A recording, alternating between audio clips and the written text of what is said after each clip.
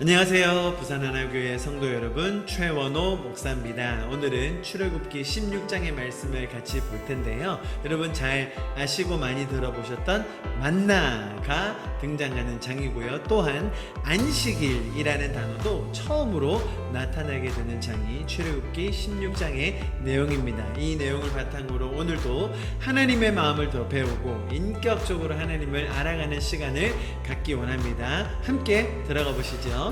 지금까지 출애굽기 내용을 통해서 저희가 가장 두드러지게 봤던 인물이 모세이기도 하지만 동시에 바로가 많이 등장했었죠. 이 바로라는 인물을 통해서 권력을 가진 한 사람, 이 죄인의 밑바닥을 여실히 볼 수가 있었습니다. 하나님께서 아무리 타이르시고 설명하시고 계시해 주시고 심지어 능력을 연거푸 보여주셔도 따르지 않고 믿지 않고 하나님을 거부하고 거절했던 한 개인의 모습을 저희가 충분히 보아왔습니다. 자, 그런데요, 지금부터는 이제 이 이스라엘이라는 무리, 한 집단이 너무나도 고약한 죄적인 습성을 가졌을 때 어떤 모습을 보이는지를 아주 가감없이 보게 될 것입니다. 성경의 이야기가 진행됨을 통해서 이 40년 광야 생활을 볼 때에 차차 드러나는 죄인들의 습성, 죄인들의 마음이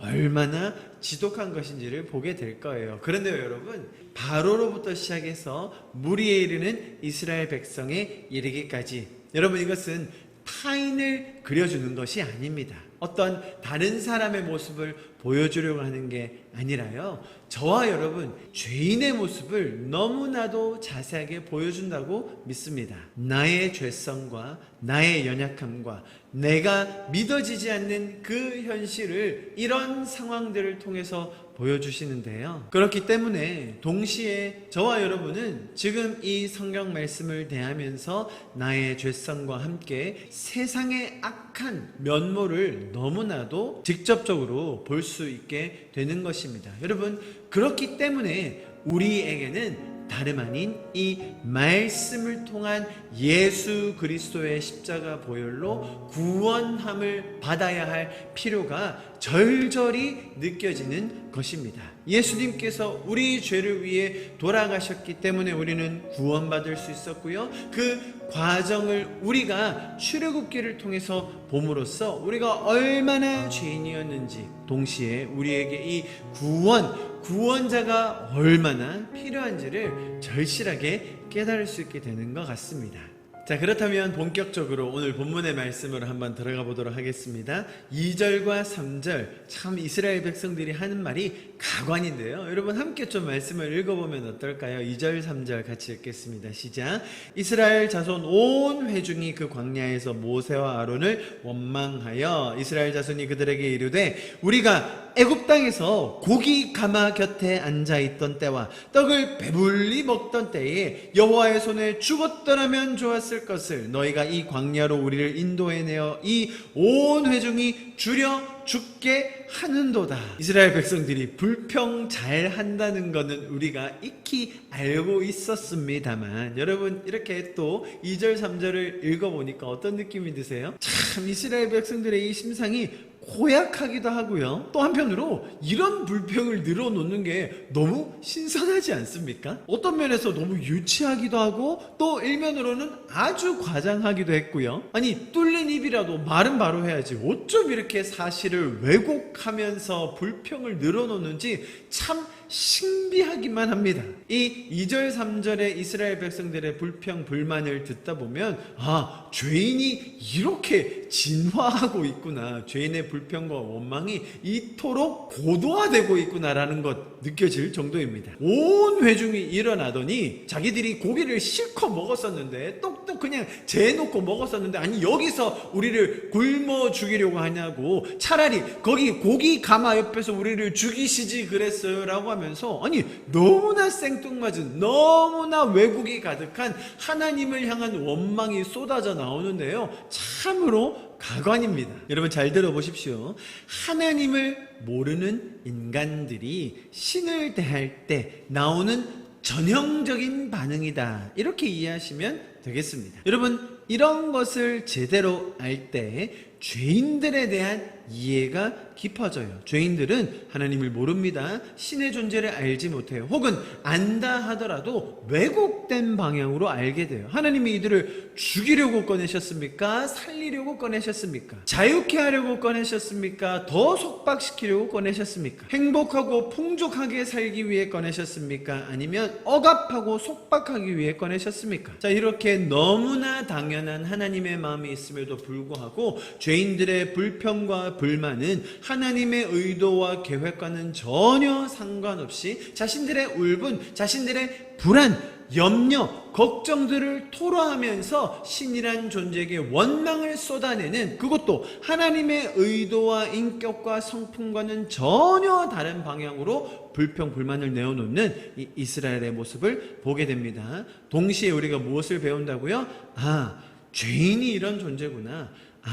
세상은 이렇게 돌아가는구나. 세상 사람들, 하나님을 알지 못하는 죄인들은 이렇게 반응하게 되는구나. 우리가 세상에 대한 이해를 더 깊게 할 수 있는 대목이라고 할 수 있습니다. 이토록 왜곡하고 변질시켜서 하나님의 성품과 계획과 뜻에는 전혀 맞지 않는 방향과 어휘들을 써가면서 원망했던 이스라엘 백성들, 그들을 향하여 하나님은 어떤 반응을 보이셨을까요? 너희가 지금 이렇게 나를 원망해? 너희가 나를 몰라도 육을 쓰지? 이런 말들로 나를 몰아세우니 그래? 그러면 너희 원대로 한번 해주지. 너희가 배가 고파서 못 살겠다고? 그래, 한번 쫄쫄 굶어봐라. 물도 못 마신 채로 한번 고생을 직살나게 한번 해봐. 그러면 너희가 정신 차리겠니? 죄인인 저희의 습성을 보면 이렇게 반응하실 법한데요. 왜냐하면 지금 얼마 전에 막 찬양을 올려드리더니 원망을 하더니 또 거기에서 물 주시고 엘림이라는 그 놀라운 환경까지 허락해 주셨잖아요. 그런데 또 며칠 지나니까 이렇게 너무나 창의적인 원망을 늘어놓는 것에 대해서 하나님이 조금 뭐라고 하실 만도 하거든요. 그런데 하나님은 이들의 원망과 불평을 잘 들으시고 또 해결해 주세요. 먹을 걸 주십니다. 이제 만나까지 내리기 시작한다는 거예요. 이것을 조금 쉽게 도식화해서 제가 여러분에게 설명드리려고 합니다. 이스라엘 백성, 아니 저와 여러분에게 뭔가 어려운 사건이 생겼어요. 뭔가 해결하기 힘든 그런 것들이 우리에게 발생하지 않습니까? 자, 그럴 때 우리가 어떻게 하면 이렇게 사건이 해결되고 풀어지고 만족하게 변화될 수 있죠? 이 중간에 어떤 일이 있었길래 우리의 어려움이 하나님께서 해결해 주셨냐라는 겁니다. 우리가 힘들고 어렵고 지쳐 있을 때에 어떻게 하면 이렇게 변화된 행복한 기쁜 해결이 된 상태로 갈 수 있었냐는 거예요. 이 중간에 어떤 일이 일어났습니까? 우리는 흔히들 이렇게 이야기하죠. 힘든 상황이 발생했다, 어려운 일이 일어났다. 그러면 우리가 뭘 해야 된다고요? 감사하라고, 기도하라고, 믿음을 보이라고. 그러면 하나님이 그 모습을 귀히 여기시고 그렇게 해야 응답을 해주신다. 기도해도, 어려운 문제 해결해도 마찬가지로 우리가 그런 하나님을 향한 믿음과 기도와 감사하는 마음을 보여드리면 그때 하나님이 역사하신다. 우리의 믿음에, 우리의 그 올바른 반응에 하나님도 그에 따라 우리에게 응답하시고 역사를 이루어주시고 기적을 보이신다 라고 우리가 너무 많이 생각해 왔죠. 그 어려운 일과 해결과 응답 사이에 뭐가 주로 있다고요? 기도와 감사가 있다고 우리는 많이 배워왔습니다. 그런데 엄밀히 말해서 오늘 이 본문에 일어난 사건 보십시오. 먹을 게 없었습니다. 그들에게 너무나 불만 가득한 어려운 사건들이 발생했어요. 그런데 하나님이 해결해 주셨죠. 음식을 주시고요. 또 다른 약속들을 주세요. 그 중간에 어떤 일이 있었습니까? 바로 이 일 아니에요? 불평하고 불만하고 원망을 쏟아놨는데 하나님은 그때 응답해 주셨다는 거예요. 그러면 어떤 도식이 완성되죠? 어려운 일이 있을 때 뭐 해라? 불평과 불만을 쏟아내라. 그러면 하나님이 응답하신다 라는 공식이 성립돼야 정상 아니겠습니까?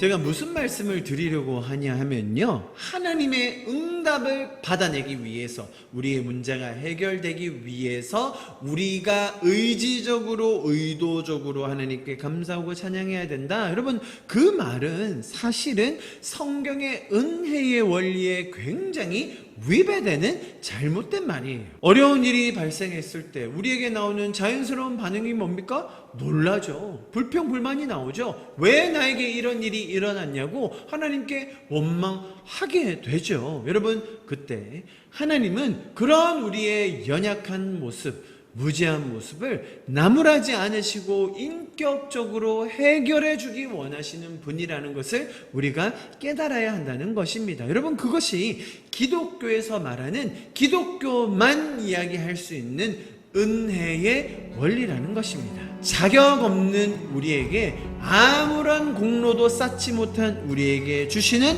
하나님의 선물, 그것이 은혜라는 것이죠. 여러분, 그래서 이런 과정을 통하여 우리는 무엇을 배울 수 있는가? 즉, 하나님의 마음, 하나님의 그 인격적이신 성품을 우리는 배우게 된다는 거예요. 하나님은 기적을 일으키셔서 우리가 믿음을 보이고 순종하고 기도하고 찬양할 때만 응답하시는 분이 아니라 우리의 연약함과 무지함에도 불구하고 하나님은 신실하게 인격적으로 우리를 대해 주신다, 우리에게 응답해 주기 원하신다라는 것을 가르쳐 주기 원하는 책이 바로 출애굽기요, 오늘 16장의 말씀이라는 것이죠.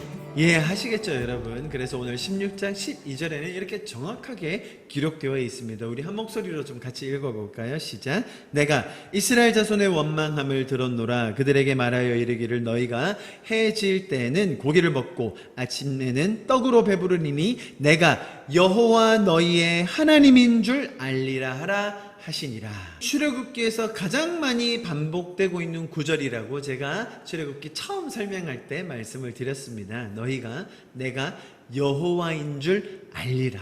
여러분, 이것이 하나님의 마음입니다. 하나님이 여호와인 줄 알게 하시기 위해서, 우리가 하나님을 알게 하기 위해서 이 모든 과정이 진행되고 있습니다. 그래서 16절의 말씀도 이렇게 진행되는 겁니다. 제가 읽어드릴게요. 여호와께서 이같이 명령하시기를, 너희 각 사람은 먹을 만큼만 이것을 거둘지니 곧 너희 사람 수효대로 한 사람의 한 오멜씩 거두되 각 사람이 그의 장막에 있는 자들을 위하여 거둘지니라 하셨느니라. 자, 이런 모든 과정들, 구체적인 설명들이 왜 나온다고요? 하나님이 여호와인 줄, 그들의 하나님인 줄 알게 하기 위하여 이제는 기적을 베푸심과 동시에 무엇을 주십니까? 이들이 배울 수 있는, 또 교육할 수 있는 그런 다양한 장치들을 그들에게 주신다는 거예요. 단지 음식이 뚝 떨어지는 것이 아니라 그 과정을 통해서 또 이들이 지켜보면 좋을 그런 과정을 통해서 하나님을 배울 수 있는 것들을 계속해서 심어서 두시는 것이 하나님이 일하시는 방법이라는 겁니다. 먹을 만큼만 거두라고 하셨어요. 그 나머지 것들은 어떻게 된다고요? 썩어서 없어집니다. 왜 그렇게 하십니까? 하나님은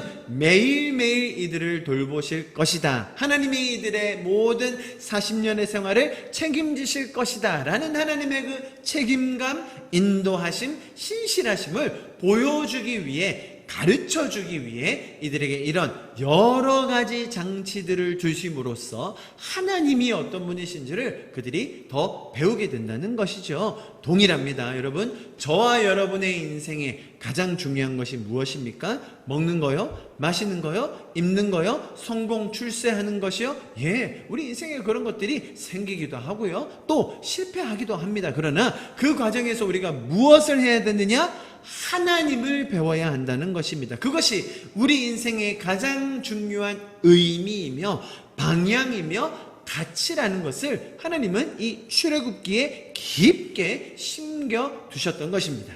동일하게 23절과 24절이 이야기하고 있는 것입니다. 읽어드리겠습니다. 모세가 그들에게 이르되 여호와께서 이같이 말씀하셨느니라. 내일은 휴일이니 여호와께 거룩한 안식일이라. 너희가 구울 것은 굽고 삶을 것은 삶고 그 나머지 것들은 다 너희를 위하여 아침까지 간수하라. 24절요. 그들이 모세의 명대로 아침까지 간수하였으나 냄새도 나지 아니하고 벌레도 생기지 아니한지라. 첫 번째, 하나님을 알게 하기 위한 장치가 그날 먹을 만큼만 구해라 라는 것이었다면, 이제는 안식일까지 더해지는 거예요. 매일 그렇게 똑같이 진행되다가 이제 7일째 안식일이 되면 어떻게 하라고요? 거두지 않아도 된다는 거예요. 그 전에 2배로 거둬놔라는 것이죠. 왜요? 이날은 여호와께 거룩한 안식일이라는 것입니다. 그러면 원래 행했던 그 원리대로 돌아가는 것이 아니라 그 다음 날은 벌레도 끼지 않고 음식이 썩지 않을 것이라고 말씀해 주셨죠. 이것이 하나님의 기적적인 어떤 일을 보여주시기 위한 그런 것이 아니라, 하나님이 이 모든 일 가운데 이 과정 속에 인도하고 계시며, 하나님은 약속을 지키는 분이시며, 그들을 지금까지, 아니 저와 여러분을 지금까지 이렇게 신실하게 인도해 주신 하나님이시라는 것을 알게 하기 위한 이런 여러 가지 장치들, 여러분, 성경은 그런 것들로 가득 차 있는 책입니다. 그렇기 때문에 우리는 말씀을 더 접하면서 또 이 말씀을 통해 우리의 삶을 돌아봄으로 우리는 하나님을 더 알아가며 우리의 삶의 진정한 의미와 기쁨을 누릴 수 있는 성도가 된 줄 믿습니다. 여러분, 우리의 인생에 일어나는 여러 가지 어려운 일, 문제들 해결하기 원하시죠? 또 우리의 필요가 있을 때 공급받기 원하고요. 동시에 내 삶의 어떤 의미를 인위적으로 만들려고 하는 그런 시도들 얼마나 많이 있습니까? 하나님이 그런 것들을 해결해 주시지 않는다는 분이 아니라, 그 과정이 왜 하나님과 동행할 때 의미가 있는지를 더 가르쳐 주기 원하시는 분이 우리 하나님이십니다. 그것을 정확하게 설명한 것이 이 신명기 8장의 말씀인데요. 1절부터 3절까지 우리 좀 한 목소리로 같이 읽고 오늘 공부를 좀 마무리하면 좋겠는데요. 같이 한번 읽어보실까요? 시작.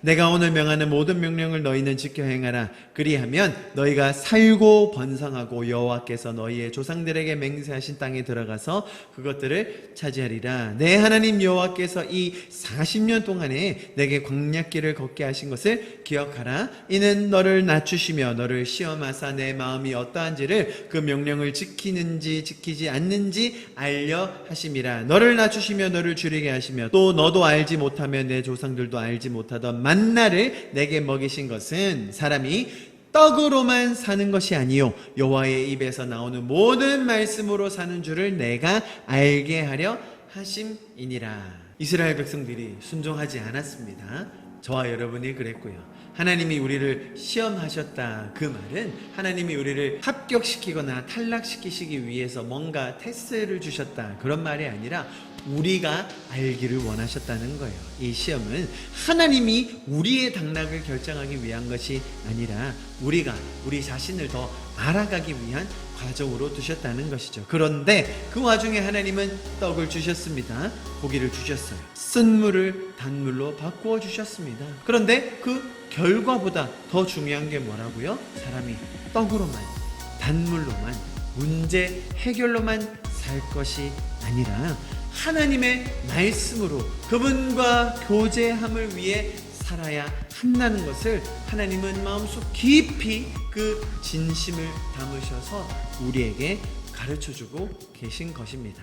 여러분, 그 하나님의 선하심과 인자하심, 또 우리를 향하신 그 놀라운 계획이 우리의 삶에 더 풍성하게 풀어질 수 있기를 간절히 기도하고 소망합니다. 동시에요, 여러분, 그런 문제 해결과 공급하심의 그 과정 깊은 곳에 하나님을 인격적으로 알아가는 우리의 삶의 가장 최선의 의미, 그 가치를 여러분 놓치지 마시고 하나님과 동행하는 이번 한 주가 될 수 있기를 간절히 축복합니다. 여러분, 이번 한 주도 건강하시고요, 무더위 속에서 지치지 마시고 하나님의 은혜로 말미암아 날마다 승리하는 저와 여러분 될 수 있기를 기도하겠습니다. 오늘 이 성경 공부 이것으로 마치고요, 다음 주에 또 새로운 모습으로 뵙도록 하겠습니다. 감사합니다.